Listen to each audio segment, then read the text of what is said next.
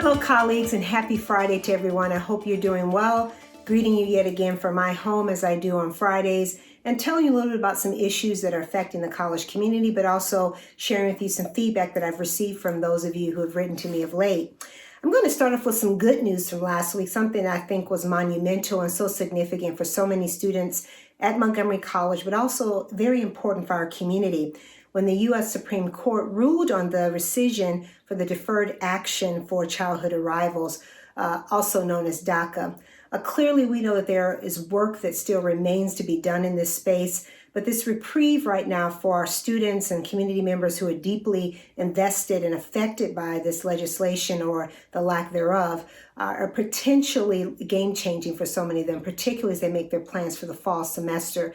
So we celebrate what this means for them, what this means about our commitment to radical inclusion at Montgomery College, but more importantly, speaks to the work that still needs to be done.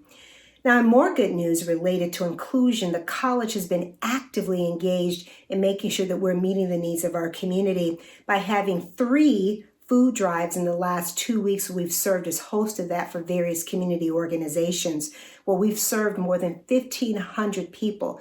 In fact, I had one of my good girlfriends send me a text one Saturday and say, "Hey, what's the college doing? Are they having a protest there?" I said, "Nope, we're giving away food." And that's a very exciting thing for us to be able to do. This distribution is important, but it also advances the work we're seeing with our CARES money, where at this particular point, we have been able to distribute $2.7 million to more than 5,500 students thus far. That to me says a lot about the idea that this college is meeting students where they are and supporting them deeply. And I'm so grateful for the volunteers who participate in the food drives, our campus safety or public safety workers, as well as our facilities team who work with the on-campus teams to do that. Just deeply grateful to each of you that work so tirelessly to make sure that we're meeting our students and community where they are. On that note, even though we've seen a lot of news about good things that are happening in the community as it relates to our reopening, we are also very much talking about what the implications are for this in terms of financial recovery. We know that this is going to take time and it's very deep because there has been a tremendous ecosystem shift as we think about what happens financially in families and businesses and communities, and certainly in terms of what county and state government has been able to do.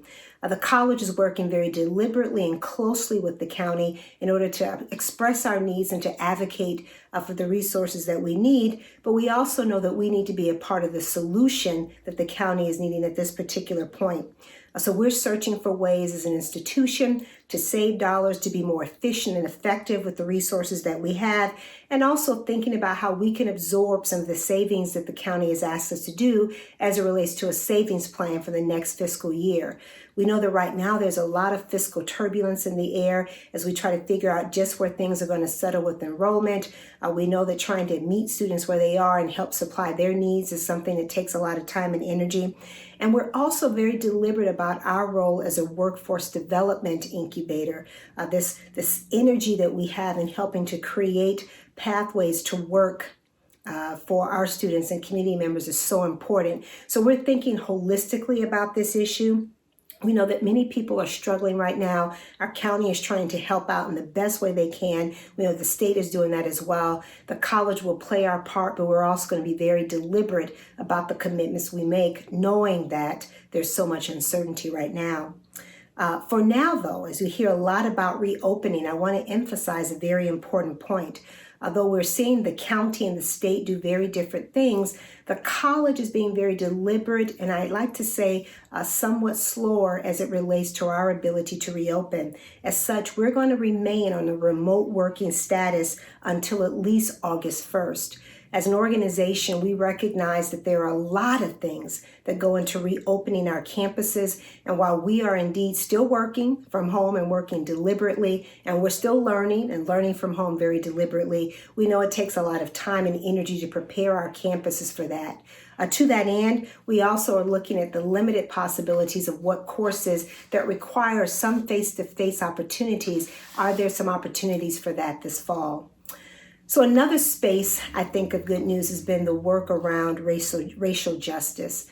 I've been just truly and deeply moved by the conversations that are occurring within our own organization and looking at what's happening in our community as hundreds and thousands of people participate in civic engagement around this work, being very thoughtful about looking at police profiling, police force, and certainly inequity in ways that can be very, very damaging to the individual and to the soul. But what I will say is that I continue to hear from so many of you. And I had one faculty member who wrote to me this week who said we might consider the following. In the spirit of inclusion and solidarity, that we should push forward role modeling to say their names instead of being gender specific. So this is a wonderful idea as we approach a Tuesday forum that we're going to be holding, another virtual event that's saying Say Her Name. And it's about opposing violence against women who have oftentimes, particularly women of color, who've been left out of the discourse as it relates to many of the things that are happening right now. Now, unfortunately, we didn't have this faculty member in the planning group, and had he or she been a part of that conversation, we may have had a different approach, or we may not have. I think this is a really good time for a healthy conversation about this. On one hand, I think there can be a case made for gender neutral types of titles to respond to the wide range of how we think about gender and sexuality right now. But I also think that sometimes we have to call attention to certain people and places that are missing in certain things. So the idea of talking about the violence that has been wrought against women of color at this time is the intent behind it. But I like the thought, and I'm going to be sitting down thinking about this. Each week you all give me things to think about from perspectives I hadn't, and I hope you might take an opportunity to join us on Tuesday to talk about these issues even more in depth. Now, in the spirit of inclusion, I want to share one more message that came from a part-time faculty member. I have to say, at first, I was a little hesitant to share this one because it's not about patting me on the back, but I think it symbolizes something that's very important about what we're trying to do as a college right now. And this faculty member says, quote, "Throughout the remote teaching and COVID-19 pandemic, I have watched all of your Friday videos." Thank you. Now I know somebody's watching. "And thought to myself that you're a leader who really knows how to lead. Taking the time to communicate with all of us each and every week has not gone unnoticed. Now, in the wake of George Floyd and his murder and the racial divide in the country, I continue to be inspired by the way you communicate with all of the faculty at Montgomery College. It is appreciated."